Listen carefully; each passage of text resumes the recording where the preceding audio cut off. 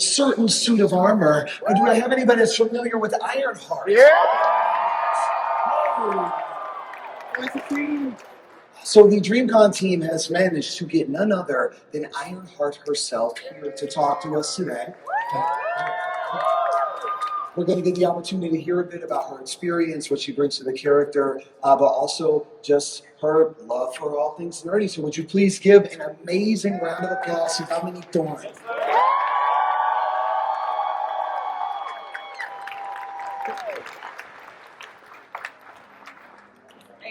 You'll have to clap harder, I'm sorry. She don't...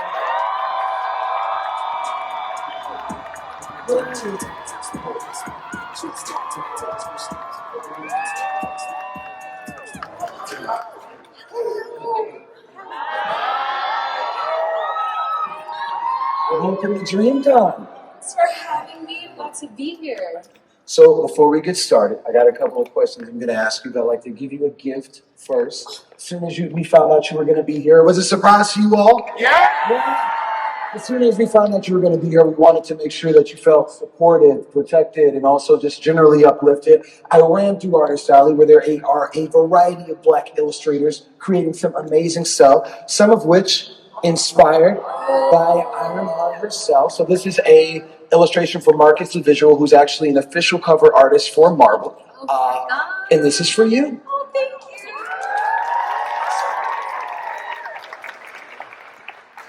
you. Super excited for you to be here.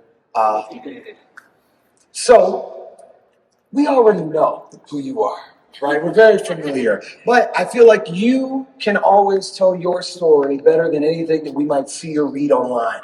So can you tell us a bit about who you are and what first sparked your interest in acting? Okay.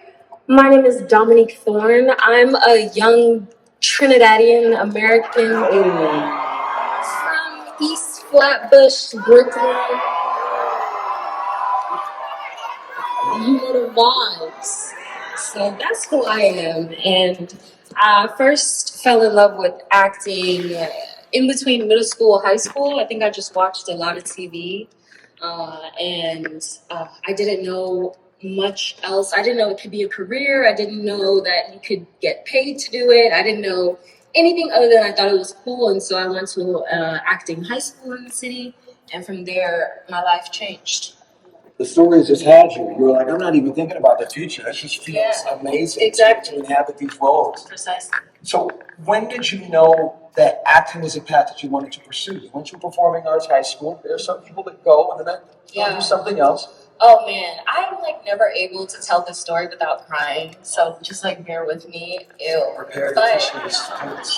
Okay, when I was senior year of high school, I had this one teacher who was so like passionate. Like he just really believed in us, you know, and like pushed us to get outside of our comfort zone and like and there was this program that a lot of kids who were in the arts often did. It was called Young Arts, and this was a national competition. Like I remember that year they had like 60,000 applicants across the country, and I'm like, I'm not about to do that. Like they're not about to pick me, you know. And so I did it, and fast forward, he kept asking me like every day, every week, oh, did you apply? Did you apply? Did you apply? And I'm like, no. The day of the deadline, I hit my dad up like, hey, could you just hold this iPad right quick? And I took the most in the corner of their bedroom, let me just say this monologue real quick type video, just because I started to feel so guilty, like, dang, like, here's this man really championing me and pouring into me, and I've only ever won when I've trusted in the words of the folks who really wanted to pour into me in this type of way. Why would I stop now? Let me not say I didn't try. I submitted those videos, literally, I kid y'all not, 2 minutes before everything closed, like the portal closed, before the deadline was over. And I was accepted, and I went down to Miami for a week. We did a week-long intensive with teachers like Felicia Rashad and James Caan from The Godfather, and just these crazy, crazy, crazy artists. And at the end of it all, I had a teacher, they interview you, like, oh, what was your experience like? How was it? And then they choose like a boy and a girl, very Noah's Ark style, to go to DC and perform for members of Congress at the John F. Kennedy Center and the president and all this craziness. And so at the end of the week, they pull me into the room and they tell me that they chose me as one of those people to go and do that.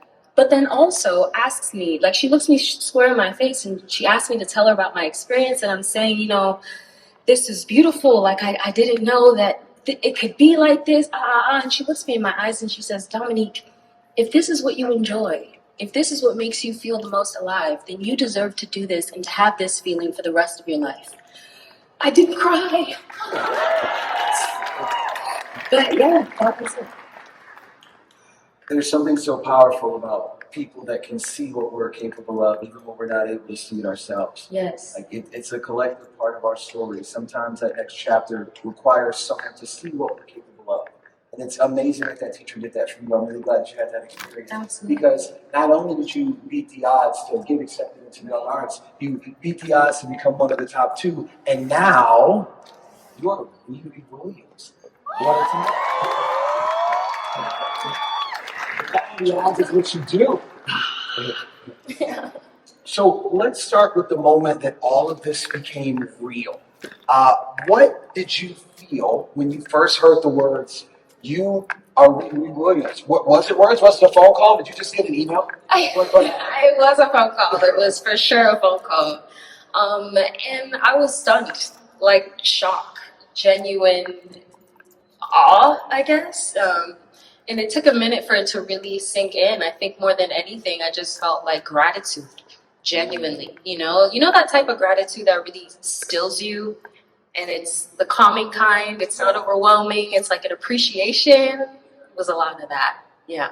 Sometimes things happen, and you look at where you are, Yeah. and suddenly your head is filled with all these possibilities of where you could have been. Right. It makes you so excited for the moment that you stand in. It kind of forces you to feel that. Yeah, to right? be appreciative of all the work and the effort and the consistency, all the everything that, like you were saying earlier on the stage, like it's so good to be in a room full of people who are proudly who they are, and in a moment like that, you have to kind of be proud of who you are and the fact that you got yourself, with the help of the village, to this moment.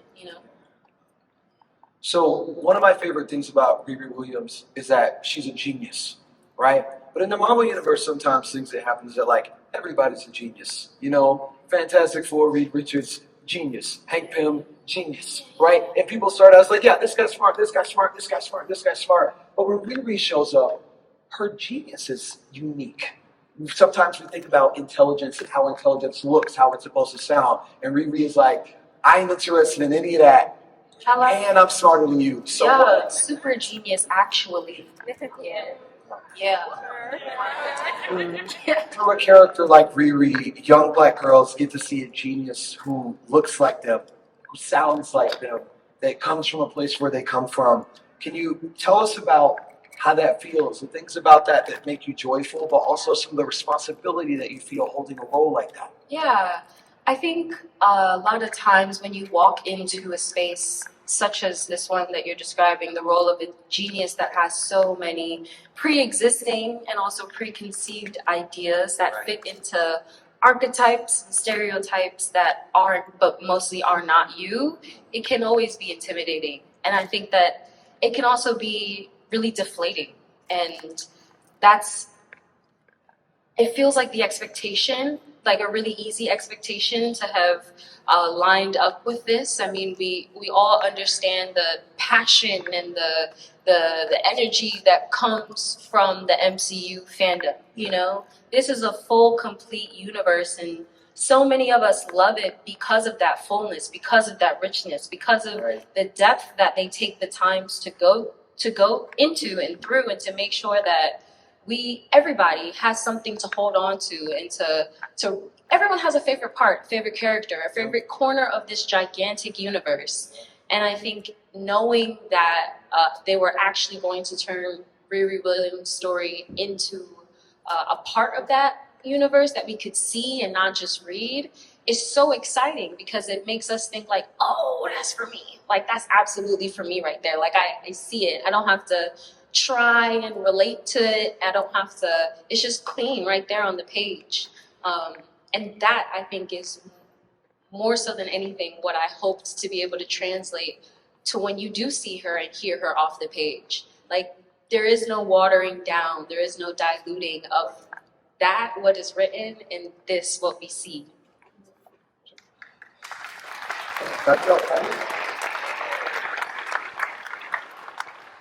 So I don't speak for everybody in this room, but I do think I speak for many of us when I say that as large as the Marvel Cinematic Universe is, it feels much more full having you in it.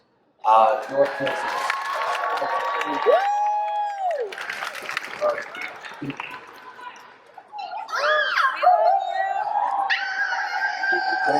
I didn't know there were devastating divas here. Oh my goodness. I wasn't aware. Yeah, big DST. Big bro. Come on. Don't get us started. Very often in a space like comics, people can imagine aliens that live on different planets, talking dragons, but then the black person shows up and they're like, oh, where'd that come from? How'd that, where did that person come from? So it's very amazing to see you embody this role. We loved you in Wakanda Forever.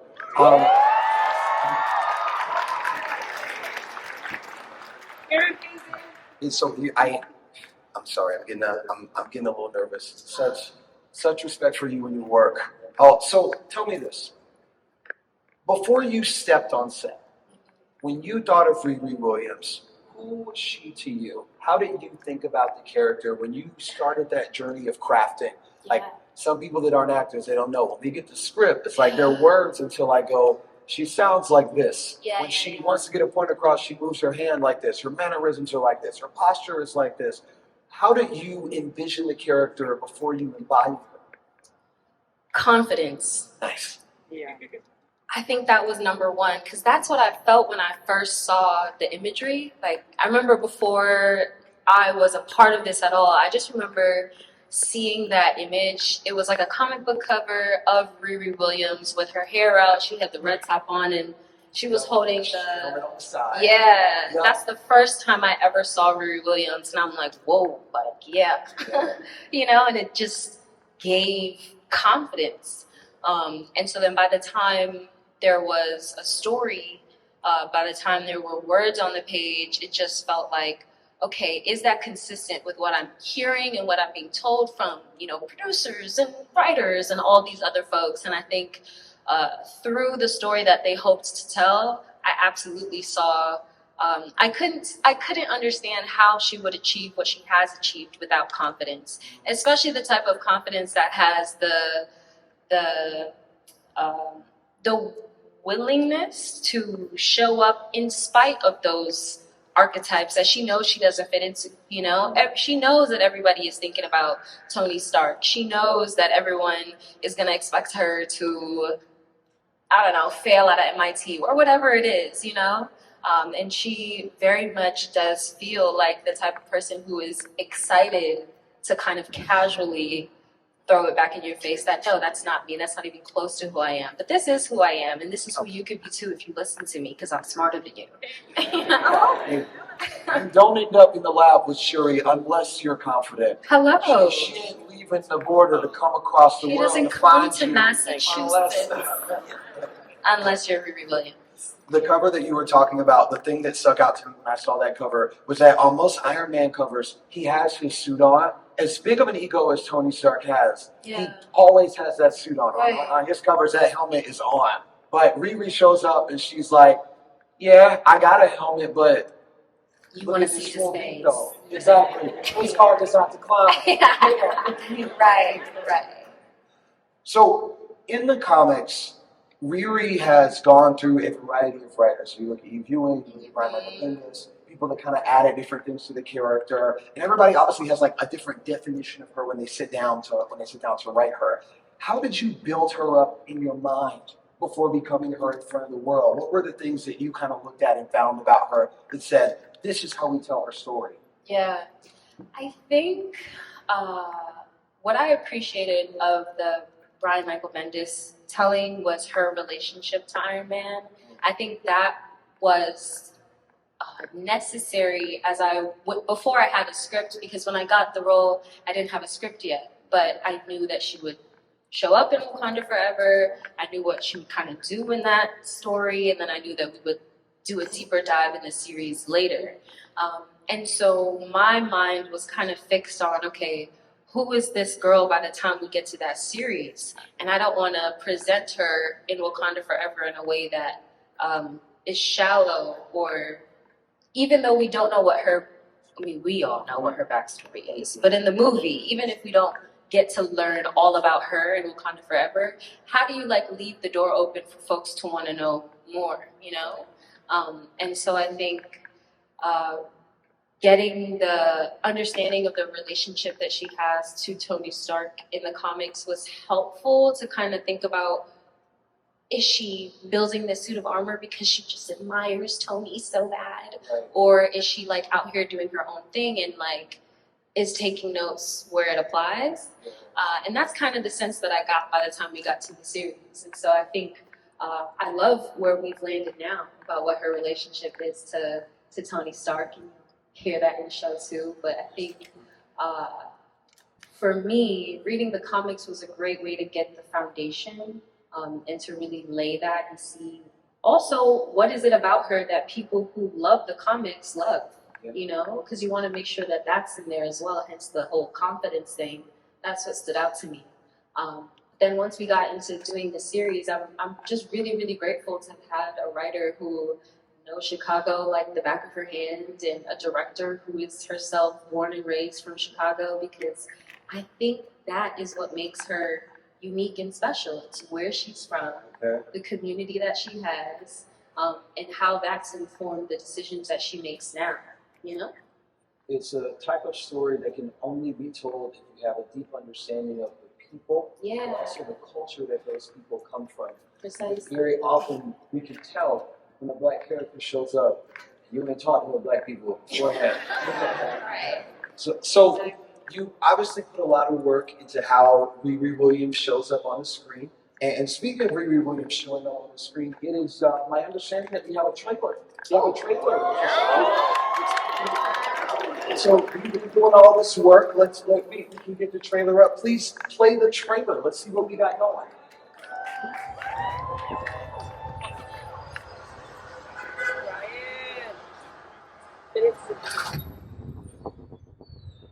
Hello?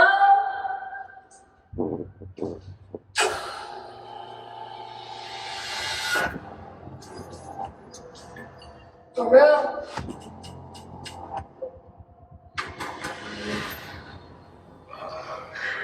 In less than 3 minutes, the air in this elevator will no longer be breathable. Oh, what is that? You'll suffocate down unless you break into the device on the floor, or you'll find a gas mask. Good luck. Screw this.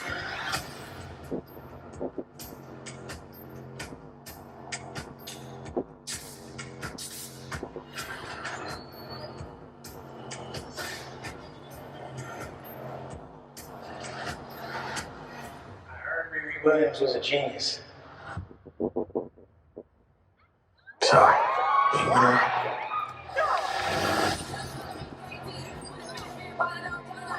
Riri, I see you. I see you fed up, waiting to be acknowledged for your greatness. You are not the first genius at MIT. How come you're not working out one of those fancy tech firms? After my internship abroad, I want to build something undeniable, something Important. iconic. I can give you the tools to help you carry out your vision.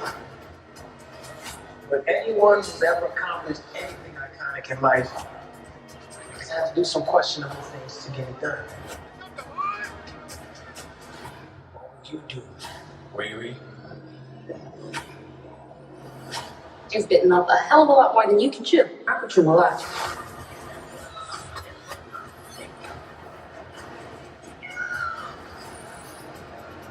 You know nothing about this man. You're gonna end up dead or in jail. This is so much bigger than that.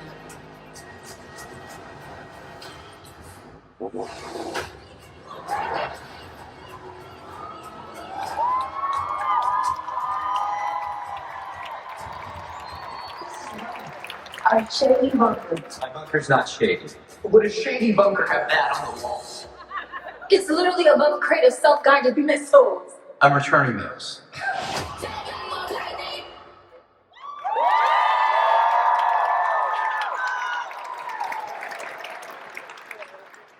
Well, I think we all just saw something iconic. Certainly. It's very interesting seeing the trailer after hearing about all of the ways that you thought about building the character, because that confidence and that fearlessness shows up. I mean, Dolce also helps, right? So, beyond suits and science, what do you hope fans walk away with after watching Lurie's journey, especially those that don't normally see themselves in superhero characters? Oh man, some excitement. I think more than anything, like I feel so strongly like it is high time for us to have fun and to enjoy what we're seeing, enjoy the work that we have put in. I mean, there's so much has had to happen. So many people have had to come into this space and be legendary, become icons, be unforgettable in order for me to get to play a character like this. And so I think once people get to consume it and they go so far as to feel like they do see themselves in this person, or that this is someone that they want to spend more time with and get to know, whatever the vibe is. Like, I just really hope that at the end of it all, people are walking away excited and encouraged and uplifted and ready for more, and just wanting to continuously push and add to this momentum that we have. Yeah. Every Black character that we get, no matter all of the applause for you, truly. Every Black character that we get, every Black story that gets the opportunity to be told, exists in the context of every story that came before. Right. So it's amazing to see you fully embodying this moment. I think that at this time we need a story like this. Yeah. I think our community is really excited to see a character like this. Yeah. Now, Riri Williams was in Wakanda Forever, and Wakanda Forever was directed by a guy that I'm sure a lot of people know, Mr. Ryan Coogler. So I have to ask, have you seen Sinners? Absolutely. In true IMAX at Lincoln Square. Yeah. You managed to get one of the golden tickets to one of the specific showtimes. Yes. I was staring at the screen like this, but I loved it. So as a fan, can you tell us how did you enjoy Sinners? What were your thoughts? Oh, man. That is the excitement that I was talking about. Yeah. It's when you remember why you love movies, why you love these characters, why you love these stories, because it truly is that. It's a story that was so well crafted. We don't need to be professionals in the field to know that this man had a very clear perspective, that he had a very rich love and respect for the people that he was, talking about in this story, and that it had been with him for a long time, and when you have a perspective and you have a respect and you have all those things, and you're also a true artist, like a real creator, it doesn't take much for excellence and excitement and thrills and all of these fabulous things that make Hollywood movies to just roll off of you effortlessly, and I think this was a fabulous reminder for the world that Ryan Coogler really is that guy. That the respect that you mentioned, I think, is what elevated the film a lot. Because very often we see other cultures portrayed in media with this element of respect. Oh, we're talking about Zeus. We're talking about Greek mythology. We're talking about Thor, right? We're talking about Roman mythology. Yes. We're going to go do the research. We're going to find all the details. Yes. This color has to look like this because in historic times it looked like this. Whereas when we look at period pieces that normally feature Black people, it's like, we'll make sure the sound effect for the whip crack is right. But otherwise, everything else is fine. We don't need to think about it at all. But when you look at Sinners, it's very clear that the details in that time, that era, were amazing. So a lot of people are like, in my opinion, a lot of people are waking up to Ryan Coogler. They're like, oh, Ryan Coogler, he's such an amazing filmmaker. He's such a visionary. But you knew that already, right? You had the opportunity to be on set with him every day. What was it like working with him? Oh man, it really was like meeting your heroes. Throwback to around the same time that I was applying for that young arts program. That was also the first time that I had seen Fruitvale Station. And before that, I was doing Shakespeare and other theater productions, Moliere. I was not, seeing Fruitvale Station is what made me curious about film to begin with. And so to fast forward and get to the point where I'm on set with this man every day, it really is just, again, that feeling of gratitude and deep awe. Like, wow, this is what a visionary smells like. This is what it looks like, you know? But it's also, I don't know what the word is exactly, but restorative is like what's coming to mind. To see someone who you know to be so great, their work, their product, the commitment, their care, like for the craft, you know that it's incredible. But them in the everyday is so human and kind and calm and simple and present, you know? It's a beautiful duality and a beautiful balance, and it only makes sense. It feels reassuring in a way. Exactly. Because we hear about representation, how important it is in fiction, but representation in people, in industries, to look at a Black director that's been able to say, I love this medium, I love this craft, and I have a passion about telling stories, and I'm going to invest that passion into creating things that get other people inspired. I don't think a single artistic person left the Centers Theater without being like, man, where's my notebook? I gotta write. I gotta get my camera. I gotta get my stylus. I gotta start. Where's my tablet? I gotta start. That's what amazing art is able to do. Yeah. So Riri Williams she's more than a tech genius. She's bold. She's multi-layered, and she's also authentically Black in ways that we don't always get to see. Behind the scenes, how did you advocate for her to feel authentic and grounded?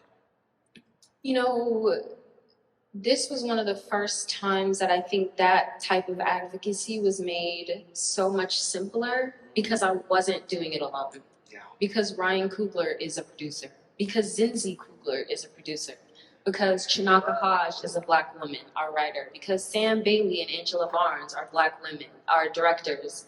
I think this story really is being told by the people who are best equipped to tell it, and that's us, you know.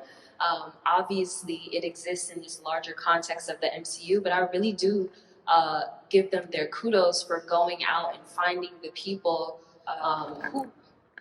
It definitely made it clear that my role in this project would 100% be to be a supporting vessel, character, whatever, through and through.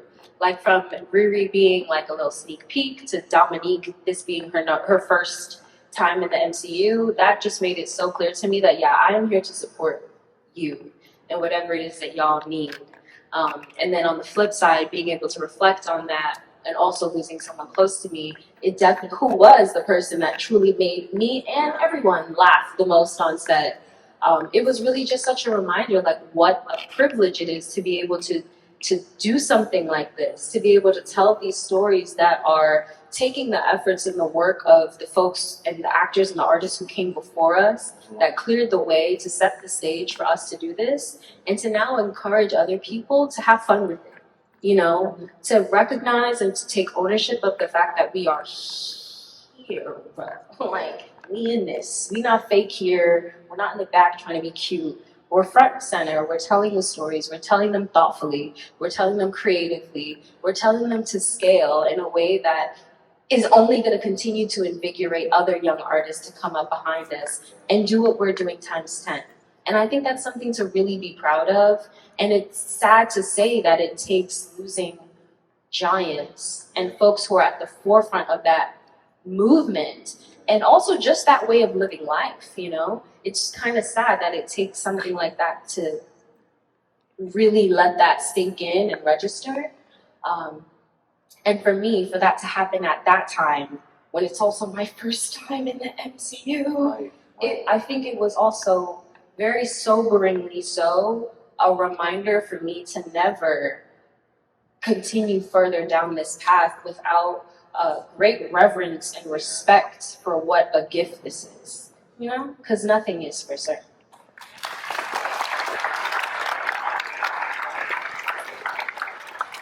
Quote from a person that, in my opinion, is very central to Black Panther lore because he's all loving throughout the soundtrack. My good friend Kendrick Lamar. Okay, in To Pimp a Butterfly, on the last track, he says, when he's talking to Tupac, that quote where he says, "We're not even really rapping, we're just letting the dead homies tell stories for us." Every time we show up and embody these characters, it's people that we've lost recently, but it's also entire generations of people for whom getting the chance to tell a story like this was their wildest dream. People that wanted to freely be themselves, people that wanted us to be front and center. All those people show up and are channeled through the work that we do. And I think hearing you talk about your character, but also seeing the amazing work that you've done in that character so far, truly you deserve all the love and applause and praise for what you're doing.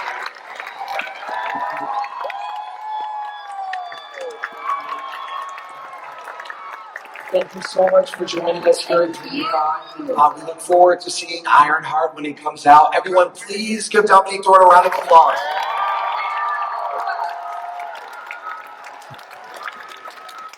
Thank you guys. Truly.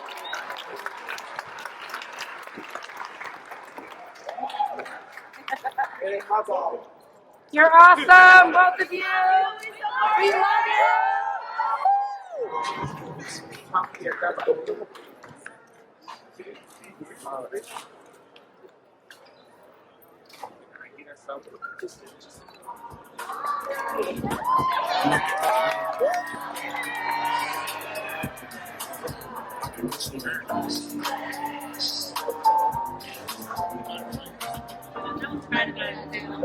can see the whole city from this balcony.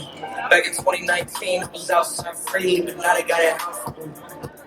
I don't care what friend he was in, he can't come for me. He was dreaming, partner, just like it was sweet. I just keep chasing, or drive late, see, trying to